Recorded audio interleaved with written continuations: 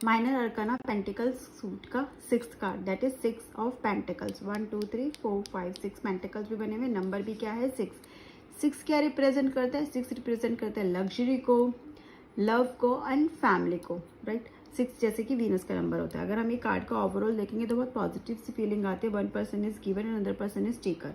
तो जो हम पहले गिवर की बात करते हैं, जो गिवर पर्सन है वो हमें बहुत ज़्यादा ऐसा लगता है कि बहुत रिच है। रिच क्यों है? क्योंकि वो देने की क्षमता रखते हैं। देता भी कौन है? जिसके पास होता है, राइट। रिच के साथ साथ है ना, अगर हम उसका पूरा ध्यान से देखेंगे, उसका लुक देखेंगे तो ऐसा लग रहा है कि बहुत रॉयल मतलब है। रॉयल का यहाँ पे मतलब अथॉरिटी वाला पर्सन है, ठीक है।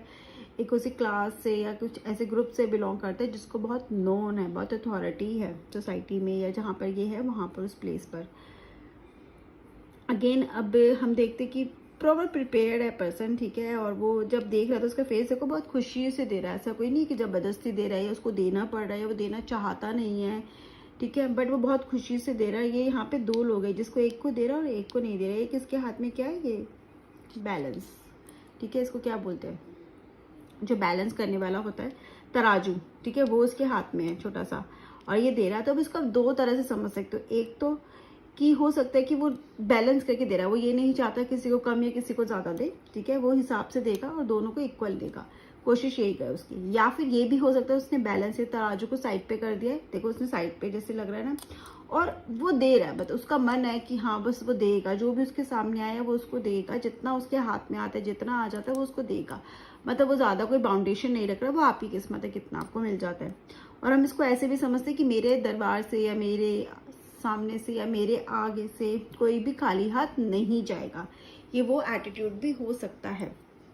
अब जब क्वेश्चन होता है तो क्वारंट आपका ये भी हो सकता है और क्वारंट आपका ये भी हो सकता है, डिपेंड करता है उसको सिचुएशन राइट नाउ क्या है। अब हमने इसकी बात करी कि दे रहा है, ठीक है। अब यहाँ पर ये 2 लोग हैं जो ले रहे हैं, तो ये क्या है? हेल्प ले रहे हैं। इनको अभी क्या चाहिए? सपोर्ट चाहिए, हेल्प चाहिए। उनको वो हेल्प मिल रही है, ठीक है, और बहुत अच्छे से मिल रही है। ऐसा भी नहीं कि बहुत कम है, अच्छी हेल्प मिल रही है, अबंडेंस में आ रहा है इनके पास। दूसरा है वेट कर रहा है, तो ये भी बोल सकते हैं या तो आपको हेल्प मिल रही है, मिल गई है, या वेट करो मिलेगी, ठीक है। ऐसा नहीं है कि नहीं मिलेगी, मिलेगी, बट वेट करना पड़ेगा थोड़ा, हम उसको ऐसे भी समझ सकते हैं।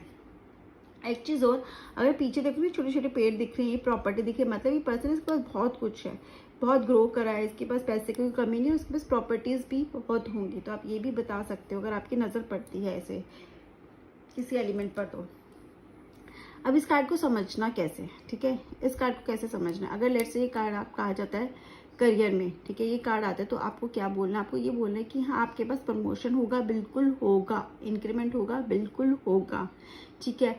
और आपको ये भी बोल सकते हो कि आपको जो सपोर्ट है, क्या सपोर्ट मिलेगा आपको? आपका बहुत सपोर्ट मिलेगा आपको। सपोर्ट का भी ये कार्ड होता है, ये सपोर्ट भी दिखाता है। सपोर्ट मिलने के बहुत चांसेस हैं, आपको हेल्प मिलेगी, सपोर्ट मिलेगा, कोई हायर अथॉरिटी का पर्सन आपको बहुत ज़्यादा सपोर्ट करेगा और आपको जो चाहिए वो मिलेगा। फिर अगर आप जॉब चेंज करना चाहते हो तो ये कार्ड आता तो भी बहुत अच्छा है, आप जॉब चेंज करो, नई जॉब भी आपको मिलेगी। हो सकता है थोड़ा सा वेट करना पड़े, जॉब ज़रूर मिलेगी, बहुत अच्छी जॉब मिलेगी, बहुत ग्रो करोगे, ठीक है।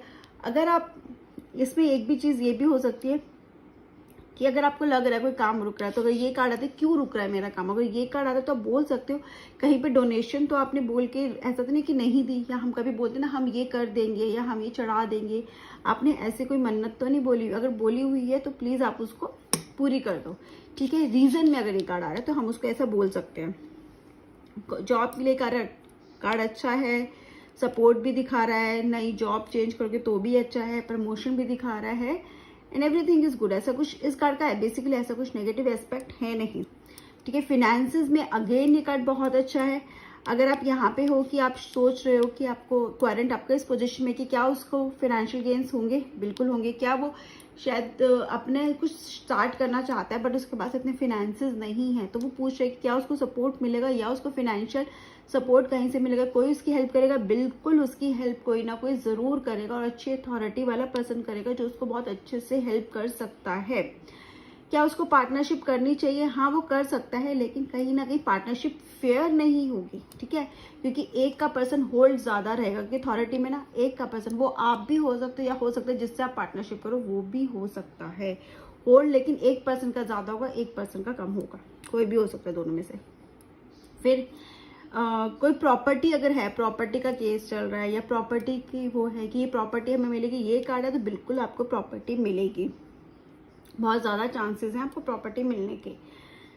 और ये ना एक सडन विंडफॉल जिसे हम नहीं कहते वो भी है कि एकदम से आपको पैसा मिल जाए ना, उसका भी कहीं ना कहीं ये कार्ड इंडिकेट करते हैं कि हो सकता है कि आपको एकदम से पैसा आ जाए, कोई बेनिफिट हो जाए, कोई फिनेंशियल गेन्स आपके हो जाए, जिससे ना मतलब होता है कि एकदम से आप हो जाए कि वाओ ये बहुत अच्छा हो गया, या कोई ऐसा किसी चीज़ में प्रॉफिट आपको इतना ज़्यादा हो जाए कि जितना आप एक्सपेक्ट करें ना उससे ज़्यादा हो जाए, वो भी पॉसिबिलिटी है। यहाँ पे शायद ये जो बेगर्स हैं वो एक्सपेक्ट नहीं कर रहे ना, उनको 1 या 2 से कॉइन ज़्यादा मिलेगी, कितने सारे मिल रहे हैं, तो एक्सपेक्टेशन से ज़्यादा होने के बहुत ज़्यादा चांसेस हैं, राइट। अब अगर ये कार्ड आता है आपका लव रिलेशनशिप में, तो उसमें भी यही है कि जो लव रिलेशनशिप है, हाँ एक, लेकिन यहाँ पे ना रिलेशनशिप में कार्ड थोड़ा सा ध्यान से पढ़ने वाला है, क्योंकि यहाँ पे ये दिखा रहा है कि एक पर्सन तो बहुत ज़्यादा रिलेशनशिप में दे भी रहा है, लेकिन वो अथॉरिटी भी बहुत ज़्यादा है, मतलब एक पर्सन के ना इनपुट बहुत ज़्यादा है, दूसरे पर्सन के इनपुट नहीं, और दूसरा पर्सन हमेशा उसमें है कि हाँ मतलब उसका ध्यान रखो, उसकी बात सुनो, जैसे कि मेरा ध्यान रखो, मेरी बात सुनो, और दूसरा पर्सन करता जा रहा है। अगर ऐसा कुछ है तो शायद रिलेशनशिप बहुत आगे तक नहीं जाए, ठीक है। और इसका रीज़न ये भी हो सकती है कि आपने मे बी मैरिज में ऐसे पर्सन से मैरिज की है जो बहुत ज़्यादा वेल्दी है, which is also okay, but ये प्रॉब्लम कहीं आगे क्रिएट ना हो जाए डिफरेंसेस। तो आप ये देखो कि आप अपनी तरफ से भी इनपुट दो, एक पर्सन जो है इनपुट दे, दोनों का इक्वल इनपुट नहीं है, बैलेंस नहीं, अदरवाइज ये पर्सन बैलेंस दिखा रहा है, ठीक है, कहीं ना कहीं बैलेंस भी दिखाता है, लेकिन रिलेशनशिप में तो बैलेंस नहीं दिख रहा है। एक पर्सन बनाने की कोशिश करेगी कि वो अपने पूरे एफर्ट्स डाल रहे हैं, बट दूसरे पर्सन को भी तो एफर्ट्स डालने पड़ेंगे, वो सिर्फ ये तो नहीं कि हर चीज़ मतलब उसके पीछे पीछे भागता रहे एक पर्सन, उसको भी तो करना पड़ेगा, सिर्फ ये बोल के नहीं कि मुझे ये चाहिए, आप क्या दे सकते हो रिलेशनशिप में, आपको वो भी देखना पड़ेगा। तो रिलेशनशिप में बैलेंस की बहुत ज़्यादा ज़रूरत है, तो उसका आपको ध्यान रखना पड़ेगा, क्योंकि आगे जाके हो सकता है कि आपके दोनों के बीच में इसी बात पर प्रॉब्लम हो जाए कि एक पर्सन बहुत ज़्यादा गिवर है, गिवर साइड पर, और दूसरे पर्सन के एफर्ट्स उतने नहीं हैं। हाँ, यहाँ पे ये भी हो सकता है कि एक पर्सन सिर्फ पैसा देख रहे हो, ये भी हो सकती है पर्सन बहुत ज़्यादा वर्कहॉलिक है, वो पैसे से कोई कमी नहीं रख रहा, लेकिन अदरवाइज वो अपने एफर्ट ज़्यादा नहीं डाल रहा, ठीक है, वो भी चीज़ है। और कहीं कहीं कभी कभी ये भी होता है, लेकिन उसके सपोर्टिंग कार्ड्स के साथ आप बोल सकते हो कि लॉयल है पर्सन, अगर यहाँ आता है तो पर्सन अपने एफर्ट्स तो डाल रहा है, लेकिन हो सकता है किसी और पर भी उसका ध्यान हो, ठीक है, और भी उसके ऊपर मतलब उसका ध्यान हो सकता है, या हो सकता है वो आपका टाइम किसी और को दे रहा हो, ठीक है, आपका टाइम वो किसी और को दे रहा है, या फिर वो सिर्फ आप पे ध्यान दे रहा है, लेकिन ऐसा नहीं दूसरे को भी वो इग्नोर कर देगा। तो लॉयल्टी पे जब एक कार्ड आता है तो सपोर्टिंग कार्ड्स देखकर तब आप आंसर कर सकते हैं, सिर्फ इस कार्ड पे नहीं। लेकिन अगर कोई साथ में भी कार्ड ऐसा है जो लॉयल पर्सन को नहीं दिखा रहा, तो आप डेफिनेटली बोल सकते हो हाँ पर्सन लॉयल नहीं है, उसका ध्यान कहीं और है, राइट। हेल्थ में भी यही है कि आपको कोई ना कोई ज़रूर मिलेगा ऐसा जो आपकी हेल्प करेगा, आपकी हेल्थ इश्यूज सॉल्व हो जाएंगे, या तो कोई मेडिकल प्रोफेशनल होगा या कोई ऐसा रास्ता मिलेगा, कुछ ना कुछ आपको, you will be receiving side, मतलब आपको बेनिफिट्स ही होंगे।